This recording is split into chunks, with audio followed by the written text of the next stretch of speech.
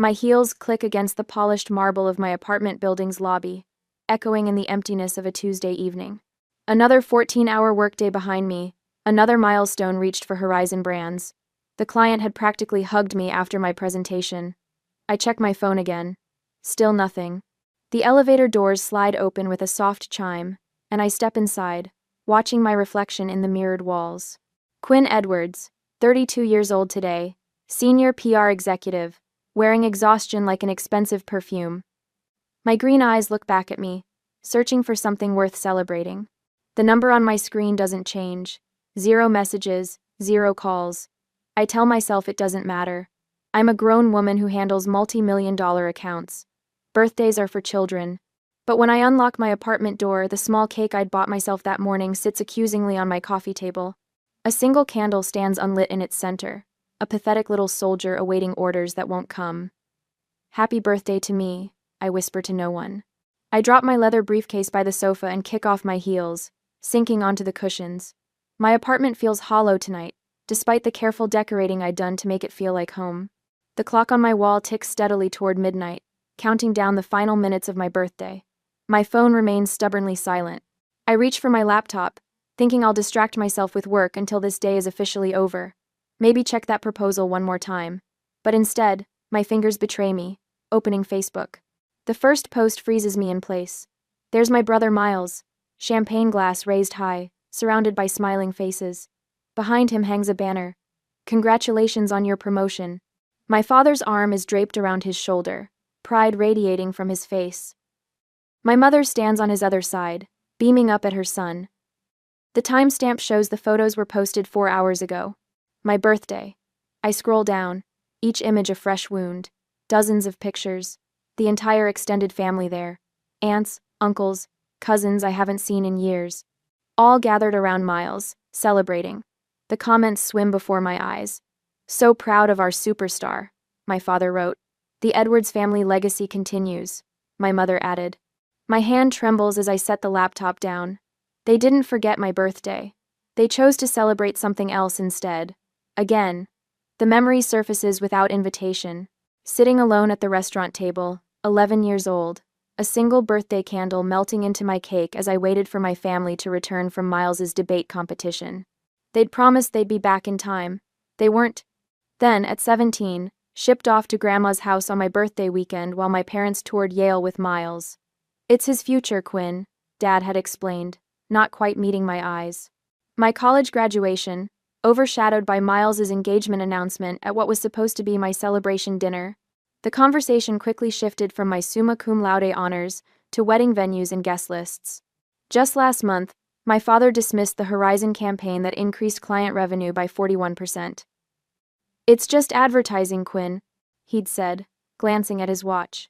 Not like Miles's work in finance. That's the real impact. I pick up my phone and scroll through my contacts. Family names blur together. People who've never once called to ask about my accomplishments, my struggles, my life. An email notification pops up on my screen. I open it mechanically, then blink at the message.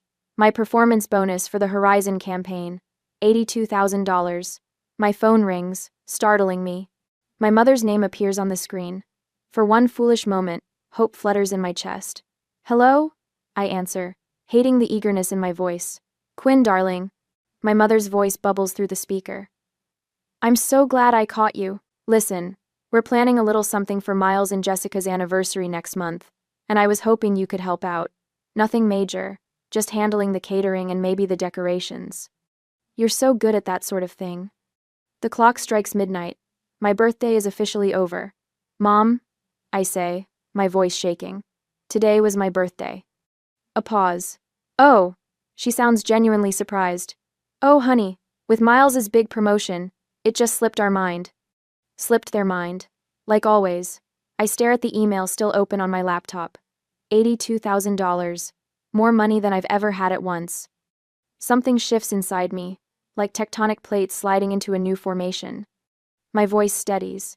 Don't worry about it, Mom, I say, the words coming from somewhere new and unfamiliar. I understand what's important to this family. And for the first time in my life, I truly do. 4 days later at work, my fingertips hover over the keyboard, frozen in disbelief. The group chat that I am not part of, but thanks to Mom's accidental invitation, I entered it. Threads sprawled across my screen like a crime scene, each message more damning than the last. Quinn should contribute significantly to Miles's anniversary gift, my father wrote. At least $20,000. My mother's reply appears below. She just got that bonus. Time she supports the family for once. And there it is.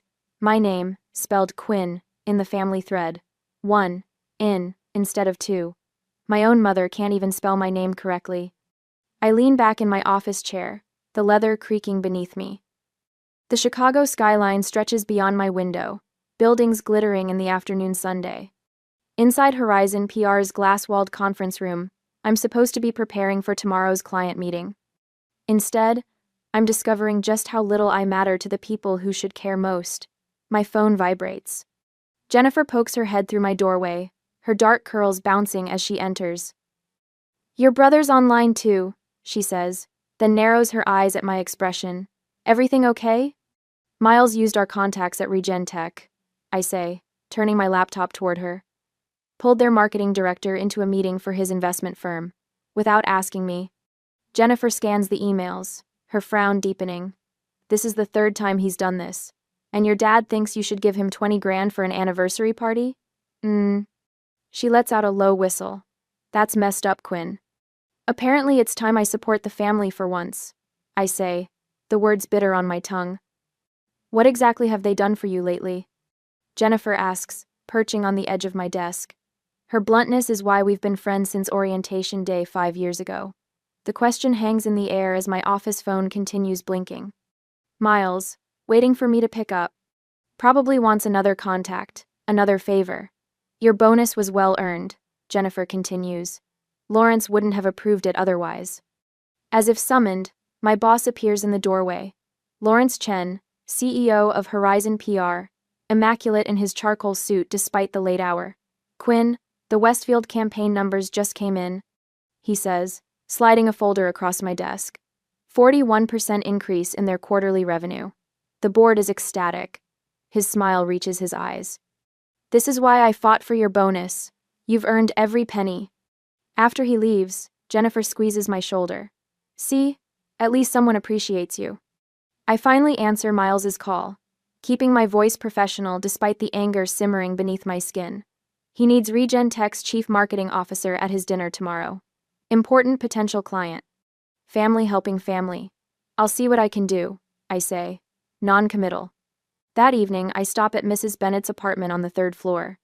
She opens the door with a warm smile that crinkles the corners of her eyes, the scent of freshly baked cookies wafting from her kitchen. "Right on time," she says, ushering me inside.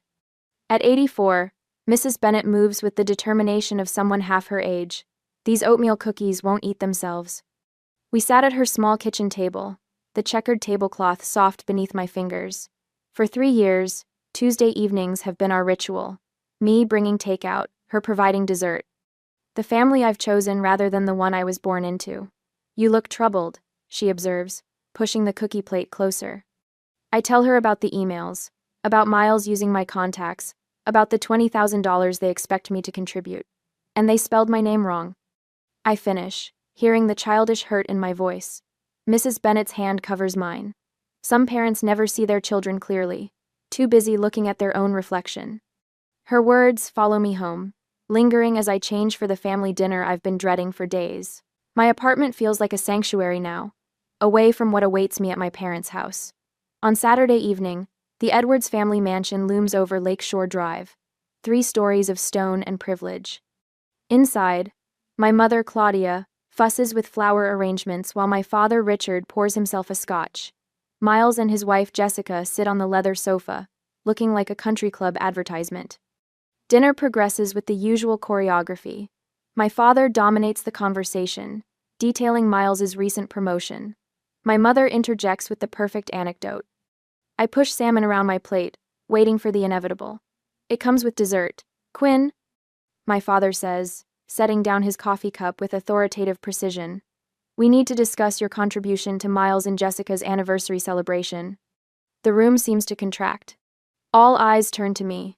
20,000 would cover the venue and catering, he continues. As the only family member with a recent windfall, it seems appropriate.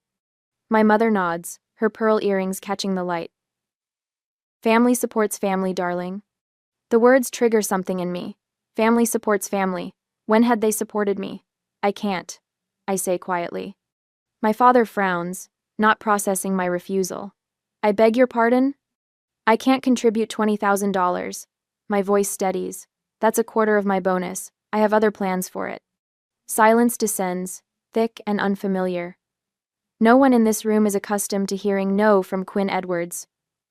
What other plans could possibly take precedence over your brother's celebration? My father's voice drops dangerously.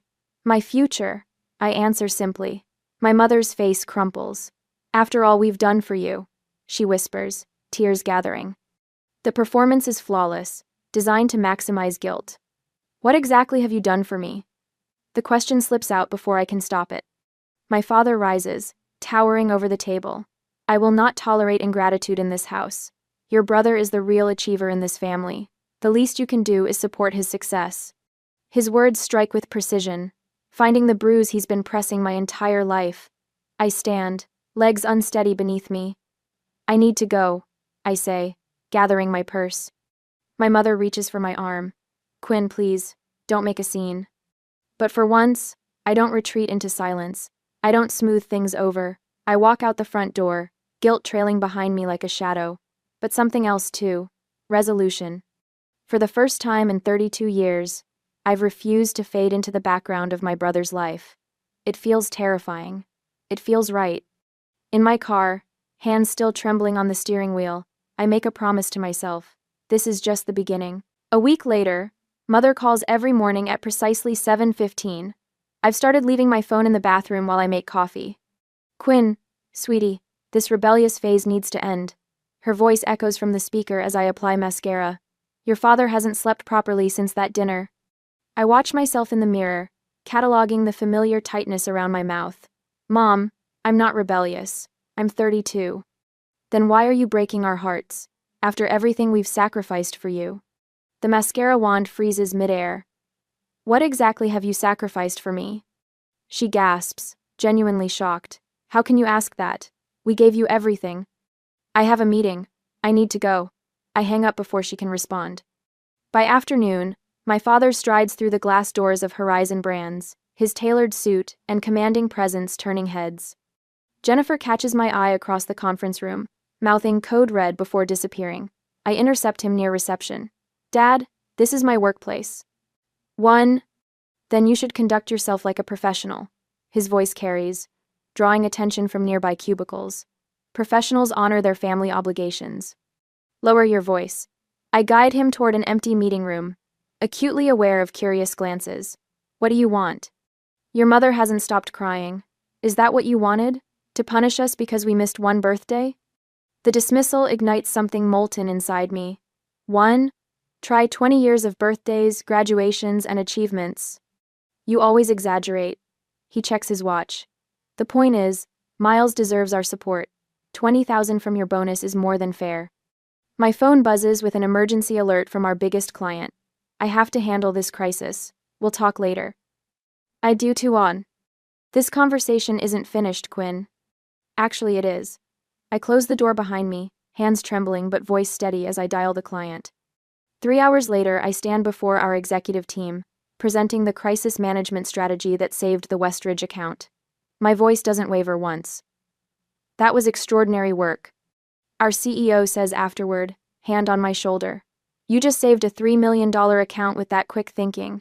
The client called me personally to sing your praises. Pride blooms warm in my chest, unfamiliar but welcome. Thank you. I appreciate that. Walking back to my office, I notice 6 missed calls from Miles and a text. Mom's crying every night because of you. Fix this. Fix. I silence my phone and turn to the stack of congratulatory emails from colleagues and clients. The contrast is stark. At work, I'm valued. At home, I'm an afterthought unless I'm giving something. 3 weeks after my birthday, I sit alone in a corner cafe, laptop open, a half-eaten slice of carrot cake beside me. At a nearby table, a group of friends surround a young woman wearing a paper crown. They laugh, offering gifts wrapped in shiny paper. Make a wish, Amanda. Someone calls as she blows out her candles. I watch their easy affection, the genuine celebration of her existence. The realization settles like a stone. I will never have this with my family. No amount of achievement will make them see me. My fingers hover over the keyboard. Without quite deciding to, I type, Lakefront Property, Michigan. The search yields dozens of results. I click on one, a 4-bedroom house with wide windows facing the water, wooden deck wrapping around 3 sides, mature pine trees offering privacy. Price, $365,000. I study the photos, something expanding in my chest with each swipe. This could be mine, my refuge, my choice. The next morning, I call a realtor and arrange a private viewing. 2 days later, I stand on that wooden deck, watching sunlight dance across the lake's surface. The owners are motivated sellers. The realtor explains. They've already moved to Arizona. I'll take it, I hear myself say. I can make a substantial down payment. Her eyebrows lift. Don't you want to think about it? Maybe bring your family to see it? No. The word feels clean, definitive. This is for me. Days later, the mortgage approval comes through quickly, thanks to my excellent credit. I sign papers in a quiet office, each signature feeling like a declaration of independence. Mrs. Bennett, my elderly neighbor who's shown more interest in my life than my mother ever has, accompanies me to the closing. You're doing the right thing, dear, she says, patting my hand as I receive the keys. Sometimes we need to build our own sanctuary. For the first time in weeks, my hands are perfectly steady. I spend weekends at the lake house, transforming it room by room. The walls fill with framed awards and photographs of moments I'm proud of: my college graduation, the team celebration, after landing the Westridge account, the magazine cover featuring my PR campaign. The master bedroom becomes my favorite space. I hang a small wooden sign on the door, the birthday suite. Inside, I place a reading chair by the window overlooking the lake, stack books I've always wanted to read on the nightstand, and splurge on the softest bedding I can find. On a bright Sunday, I type out housewarming invitations to Jennifer, my colleagues, and Mrs. Bennett. My finger hovers over my family contacts, a lifetime of conditioning urging me to include them. Instead, I press send, only to those who have celebrated my successes, who see me clearly. The action feels small but momentous, like the first stone in a foundation of boundaries I'm only beginning to build. That night, I sit on my deck, watching stars reflect on the dark water, phone deliberately left inside. For the first time in my adult life, I feel powerful. Not just successful or accomplished, but powerful in the way that comes from choosing yourself when no one else will. Tomorrow, the calls will continue. The guilt trips will intensify. But here, in this space that belongs only to me, their voices finally begin to fade. On Sunday, my thumb hovers over the post button. 3 deep breaths. Then, I press it. The photo isn't particularly special, just me on the new cedar deck, barefoot with a glass of Pinot Noir, Lake Michigan stretching blue and endless behind me. What matters is the caption, "Weekend at my new lake house, birthday gift, to myself." I set my phone screen down on the weathered wooden railing and lift my face to the golden Michigan sunset. The September air carries a hint of autumn, crisp against my skin. For 20 minutes, I simply breathe, watching light dance across gentle waves, while chickadees call from nearby pines. When I finally check my phone, the notification count stops me cold. 17 missed calls, 32 text messages. My mother has called 8 times in 15 minutes. I silence the ringer and slip the phone into the pocket of my jeans. Not today. Instead, I settle into the Adirondack chair I assembled myself yesterday, after writing invitations, and watch the sun sink lower, painting the water in shades of amber and rose. The lake house isn't enormous: 4 bedrooms, open kitchen, stone fireplace, but every inch belongs to me. Every decision, from the sage green exterior paint to the vintage brass doorknobs, reflects choices I made without seeking anyone's approval. My phone vibrates again, persistent as a wasp. When I glance at the screen, Jennifer's comment appears. "You deserve this and more. Can't wait to see it in person." Monday morning at work brings 6 voicemails from my mother, each progressively more frantic than the last. "Quinn, call me back immediately. Where did you get money for a house? Your father wants to know. This is completely irresponsible behavior. Call us. People are asking questions we can't answer. How do you think this makes us look?" Your brother is driving to your work right now. You better be there. The final message arrives at 10 a.m. There's a family emergency meeting tomorrow night. We expect you there. Don't make this worse than it already is. I delete them all and make blueberry pancakes in my new kitchen. By afternoon, I've hung curtains in the master bedroom and assembled the patio furniture when my work phone rings. It's Jennifer. Your brother showed up at the office looking for you, she says without preamble. He seemed pretty shaken when I told him you'd taken the week off. Asked if I knew where you were. What did you tell him? That your whereabouts weren't my information to share. Then he got that Edwards family look, you know, the one like I was the unreasonable one for respecting your privacy. I laugh, surprising myself with the sound. Thank you. Don't thank me yet. He cornered Devin from accounting, who mentioned something about Michigan. So heads up, they might figure it out. I gaze out at my lakefront property, where autumn leaves drift across fresh-cut grass. Let them. Saturday brings my improvised housewarming. Colleagues from the agency arrive with practical gifts and genuine smiles. My boss Greg brings an expensive bottle of Cabernet with a handwritten note, to celebrating yourself. We toast on the deck while watching boats drift by. Mrs. Bennett arrives last, her silver hair swept into an elegant bun. She carries a quilt made from fabric scraps in shades of blue and green. For your bedroom, she says, eyes crinkling with warmth. Every home needs something handmade with love. I blink back unexpected tears as she wraps her arms around me. I'm so proud of you, she whispers. We grill steaks and corn on the deck. Someone brings a portable speaker, and 80-second music mingles with laughter and conversation. I take photos of everything. Friends sprawled on new furniture, sunset reflections in windows, Mrs. Bennett teaching Jennifer how to properly fold napkins. I post these images too, each one highlighting the absence of my family, while showcasing the people who actually show up for me. Sunday evening, my father texts, "Where did you get house money?" Answer immediately.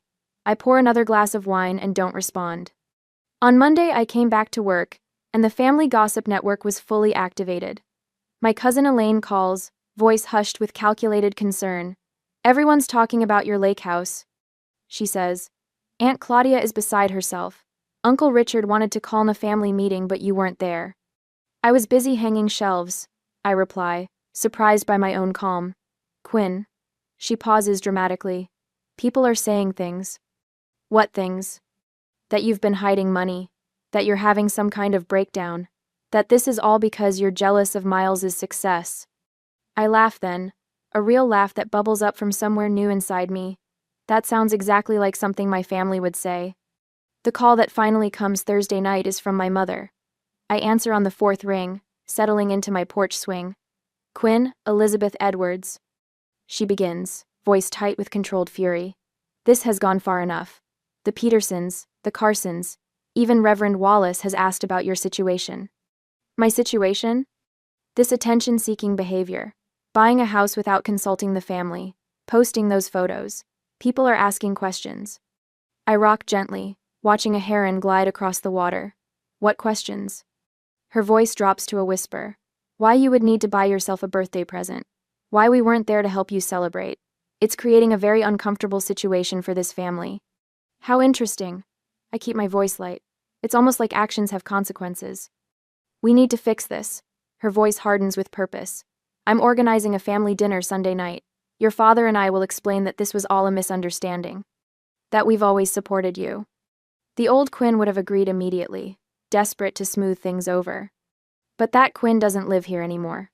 "I'm available Tuesday next week," I say instead. 7 o'clock, and I'll bring the photo albums. "What photo albums?" I smile into the phone.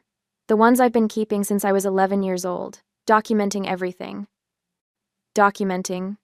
For once, my mother has nothing to say. On Tuesday next week, the granite steps of my parents' mansion stretch before me like a courthouse walkway. I grip the 3 photo albums tighter against my chest, my knuckles whitening around their edges. The evening sun casts long shadows across the manicured lawn, shadows that seem to reach for me, trying to pull me back into old patterns. I ring the doorbell instead of using my key. Tonight, I'm not family. I'm a prosecutor with evidence. The heavy oak door swings open. Dad stands there, all 6'2" of him framed in the doorway, his silver hair perfectly combed despite the hour. His eyes flick to the albums in my arms, then back to my face. "You're late," he says, turning away without waiting for a response. No hug, no smile, just criticism. I follow him into the foyer where Mom waits, tissues already clutched in her hand. Her eyes are red-rimmed, makeup carefully applied to look like she's been crying without actually ruining her appearance. "Quinn," her voice breaks dramatically. "We've been so worried." I don't answer. The script is too familiar, her tears, my guilt, my eventual surrender. Not tonight. Miles appears from the living room, drink in hand. He pauses when he sees me, his expression shifting from casual confidence to something uncertain. I stand straighter, holding his gaze until he looks away first. "Dinner's getting cold," Mom says, turning toward the dining room. The table is set with the good china, candles flickering in sterling silver holders. A peace offering, or a bribe. I place the photo albums on the sideboard and take my usual seat opposite Miles, diagonal from the head of the table where Dad reigns. "Your mother made your favorite," Dad says, serving himself first as always, beef Wellington. "It hasn't been my favorite since high school. Miles prefers it. Let's just cut to the chase," I say, leaving my plate empty. "I know why you called this dinner." Mom sets down her fork with a theatrical sigh. "Quinn, sweetheart, we're just concerned about your impulsive decisions. Buying that lake house without consulting us?" Dad interjects, knife slicing through his meat with surgical precision. It reflects poorly on the family image. Reckless spending, poor financial planning. "It was my bonus money," I say quietly. "Money that could have been invested properly," he continues as if I hadn't spoken, "or contributed to something meaningful for the family." Miles clears his throat. "Quinn, no one's saying you can't have nice things, but maybe selling it would keep peace in the family. Mom's been crying every night." Mom dabs at eyes that remain suspiciously dry. "You're breaking your mother's heart," she whispers. I push back my chair and walk to the sideboard. The album feels heavy in my hands as I return, placing it at the center of the table. "I brought something I thought you should see." Dad's mouth tightens. "We don't have time for scrapbooks." "Make time." My voice doesn't waver. I open the first album, pages of Miles in party hats, Miles blowing out candles, Miles surrounded by towers of presents. Ages 6 through 25, each birthday documented with professional photography. "Turn to page 16, I tell Miles. He hesitates, then flips the page. A photo of his 18th birthday.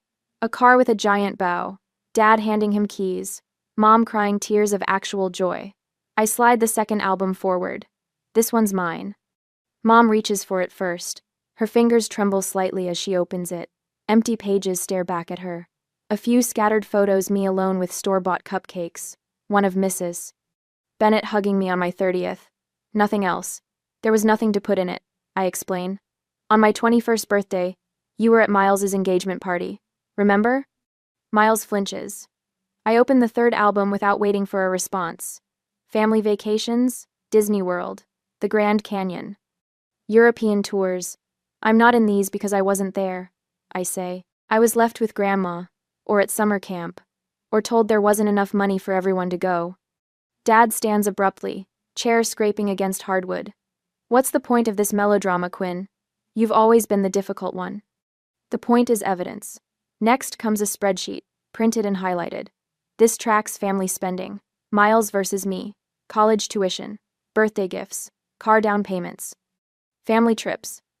The numbers tell their own story. Thousands for Miles, hundreds for me.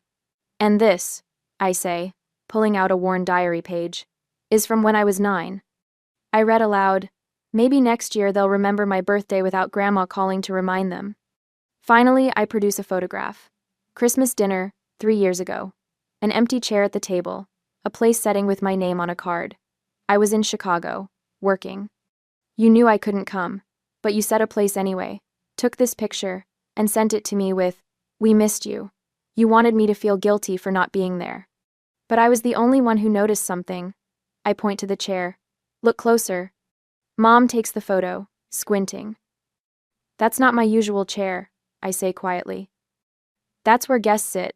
Even when you're pretending I belong, I'm still an outsider." The silence stretches between us, taut as a wire. Dad's face darkens to crimson. "What do you want from us, Quinn? An apology? Fine. We favored Miles. He was always the priority. He's carrying on the Edwards name, the Edwards legacy. Mom crumples, real tears now. We didn't mean to. It just happened. And then it became a pattern, and I was easier to ignore. I finish for her. Miles hasn't spoken. He's staring at a photo I deliberately placed at the edge of the table. Him at 8, surrounded by presents. Me at 6, watching from the background, mouth tight in a smile that doesn't reach my eyes. I stand, gathering my evidence except for the albums. Those I leave behind. I don't need your approval anymore. I say, voice clear and steady. I don't need your love or your attention or your validation. I waited 32 years for you to see me. I'm done waiting. I turn toward the door, shoulders straight, steps unhurried. Behind me, Miles calls my name. Mom sobs. Dad remains silent. I pause at the threshold, not looking back. The albums are yours to keep. Consider them a gift. The door closes behind me with a quiet click that echoes like thunder. A year later, on my birthday, the morning sun paints gold across my lake house deck as I arrange a tray of fresh fruit beside a champagne bucket. 33 candles waited on the cake. Jennifer insisted on bringing one for each year, plus one for luck. Need any help? Mark from marketing calls from the sliding door, balancing a platter of pastries. Just set those anywhere. I smooth my red sundress and check my watch. Everyone should be here within the hour. A year makes quite the difference. Last birthday, I sat alone in my apartment with a store-bought cake. Today, my deck bustles with colleagues and new friends, all here to celebrate me. My phone buzzes with congratulatory texts about my promotion to senior director. The timing feels poetic, announced yesterday, celebrated today. The lake sparkles beyond the railing, reflecting the sky that matches my mood. Dr. Levine, my therapist, would call this progress. Our weekly sessions have helped me understand the family dynamics that shaped me. Generational patterns, she calls them. Breaking them takes courage. Courage looks like spending Thanksgiving at a resort in Vermont instead of my parents' house. Like muting group texts when they turn manipulative. Like building my own traditions from scratch. Quinn! Jennifer raises her mimosa glass. To the birthday girl who taught us all how to choose ourselves. Glasses clink. Laughter ripples. I absorb the warmth of genuine connection, so different from the hollow performance of family gatherings. A car door slams out front. I know that engine sound. My brother's BMW. Miles stands awkwardly at the edge of the deck, holding a wrapped package. The party conversation dims as he approaches. Sorry to crash, he says. I wanted to give you this in person. We haven't spoken since the photo album confrontation. Since he watched his perfect family narrative crumble under the weight of evidence. Join us, I say, surprising myself with how much I mean it. Later, when the party moves indoors, Miles and I sit at the end of the dock. The package rests between us, still wrapped. Therapy's been eye-opening, he admits, watching a sailboat cut across the horizon. Dad still won't go, but Mom's trying. She talks about you differently now. And you? I ask. I never saw it until you showed us. How they erased you while spotlighting me. He pushes the package toward me. Open it. Inside is a framed photograph I've never seen before. Me at 7, perched on our old tire swing, laughing at something beyond the camera. Just me. Found it in Dad's storage boxes, Miles explains. Had it restored. Proof you existed, even when nobody was looking. My throat tightens. Not a solution, but a beginning. A knock at the lake house door pulls me back to the party. Through the glass, I see my mother standing alone on the porch, clutching a small bakery box. She insisted on coming, Miles says. I didn't tell her where until today. Mom's hands tremble as she holds out the box. Inside sits a cupcake with a single candle. Happy birthday, Quinn, she whispers, her rehearsed smile faltering into something more genuine. I brought carrot cake. You always liked that, didn't you? I did, she remembered. The party's winding down, I say, stepping aside. You can stay for cake if you'd like. Her relief is palpable. Small steps. After everyone leaves, I walk back to the dock as twilight settles over the lake. Last year, I spent my birthday staring at an empty inbox in a sterile cafe. Tonight, I'm surrounded by gifts chosen with care, echoes of laughter, and the beginnings of boundaries that protect without isolating. My phone chimes with a text from Mrs. Bennett. Did you enjoy your day, dear? I smile as I type my reply. For the first time, I truly celebrated myself. The lake house windows glow behind me, light reflecting on the gentle waves. I raise my glass to my silhouette against the sunset, toasting the woman who finally learned that validation begins within. What gift have you given yourself that changed everything?